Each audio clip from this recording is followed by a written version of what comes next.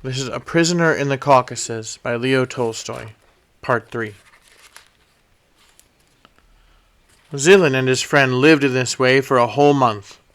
The master always laughed and said, "You, Ivan, good. I, Abdul, good." But he fed them badly, giving them nothing but unleavened bread of millet flour baked into flat cakes, or sometimes only unbaked dough. Kostilin wrote home a second time, and did nothing but mope and wait for the money to arrive. He would sit for days together in the barn sleeping, or counting the days till the letter could come. Zilin knew his letter would reach no one, and he did not write another. He thought, "Where could my mother get enough money to ransom me? As it is, she lived chiefly on what I sent her. If she had to raise 500 rubles, she would be quite ruined. With God's help, I'll manage to escape." So he kept on the lookout, planning how to run away.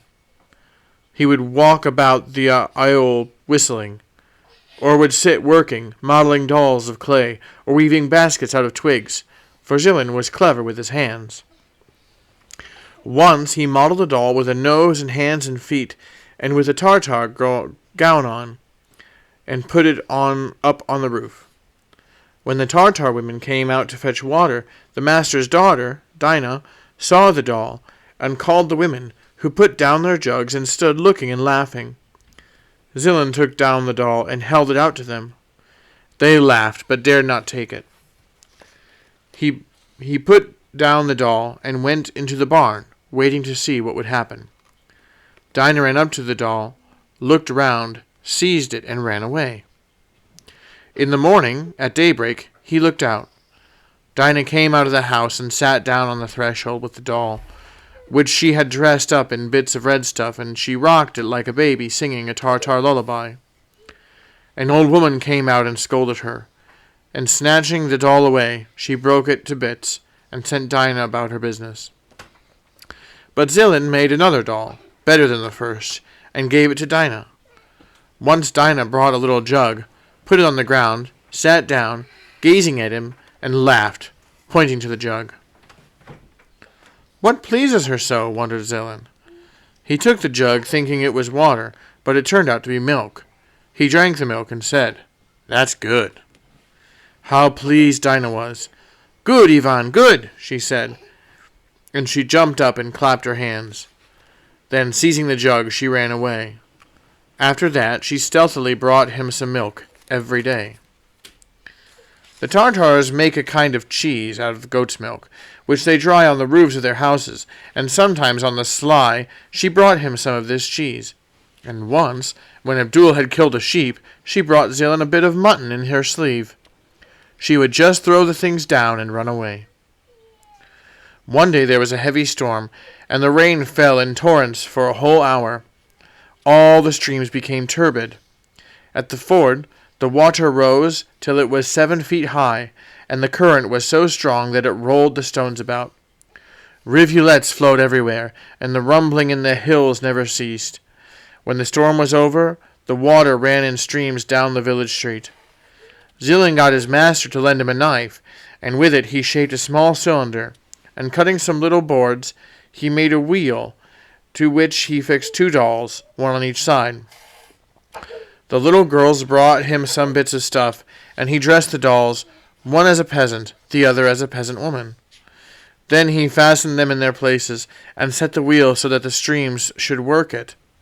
The wheel began to turn, and the dolls danced. The whole village collected round little boys and girls, Tartar men and women, all came and clicked their tongues. "Ah, Rus! Ah, Ivan!" Abdul had a Russian click, which was broken. He called Zilin and showed it to him, clicking his tongue. "Give it to me, I'll mend it for you," said Zilin. He took it to pieces with the knife, sorted the pieces, and put them together again, so that the clock went all right.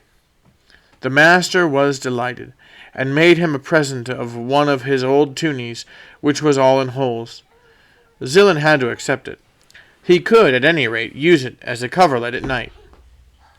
After that, Zilin's fame spread, and Tartars came from distant villages bringing him now the lock of a gun or of a pistol, now a watch to mend. His master gave him some tools, pincers, gimlets, and a file. One day a Tartar fell ill, and they came to Zilin, saying, "Come and heal him." Zilin knew nothing about doctoring, but he went to look, and thought to himself, "Perhaps he will get well anyway." He returned to the barn, mixed some water with sand, and then in the presence of the Tartars whispered some words over it, and gave it to the sick man to drink. Luckily for him, the Tartar recovered. Zilin began to pick up their language a little, and some of the Tartars grew familiar with him. When they wanted him, they would call, "Ivan! Ivan!" Others, however, still looked at him askance, as a wild beast. The red-bearded Tartar disliked Zilin. Whenever he saw him, he frowned and turned away, or swore at him. There was also an old man, who did not live in the aiol, but used to come up from the foot of the hill. Zilin only saw him when he passed on his way to the mosque. He was short, and had a white cloth wound round his hat. His beard and mustaches were clipped, as white as snow, and his face was wrinkled and brick red. His nose was hooked like a hawk's. His grey eyes looked cruel, and he had no teeth except 2 tusks. He would pass, with his turban on his head, leaning on his staff, and glaring around him like a wolf. If he saw Zilin, he would snort with anger and turn away. Once Zilin descended the hill to see where the old man lived. He went down along the pathway, and came to a little garden surrounded by a stone wall. And behind the wall he saw cherry and apricot trees, and a hut with a flat roof. He came closer, and saw hives made of plaited straw, and bees flying about and humming. The old man was kneeling, busy doing something with a hive. Zilin stretched to look, and his shackles rattled. The man turned around, and giving a yell, snatched a pistol from his belt and shot at Zilin, who just managed to shelter himself behind the stone wall. The old man went to Zilin's master to complain. The master called Zilin and said with a laugh, "Why did you go to the old man's house?" "I did him no harm," replied Zilin. "I only wanted to see how he lived." The master repeated what Zilin said. But the old man was in a rage. He hissed and jabbered, showing his tusks and shaking his fists at Zilin. Zilin could not understand it all, but he gathered that the old man was telling Abdul he ought not keep Russians in the aiol, but ought to kill them. At last the old man went away. Zilin asked the master who the old man was. "He is a great man," said the master. "He was the bravest of our fellows. He killed many Russians, and was at one time very rich. He had 3 wives and 8 sons, and they all lived in one village. Then the Russians came and destroyed the village, and killed 7 of his sons. Only 1 son was left, and he gave himself up to the Russians.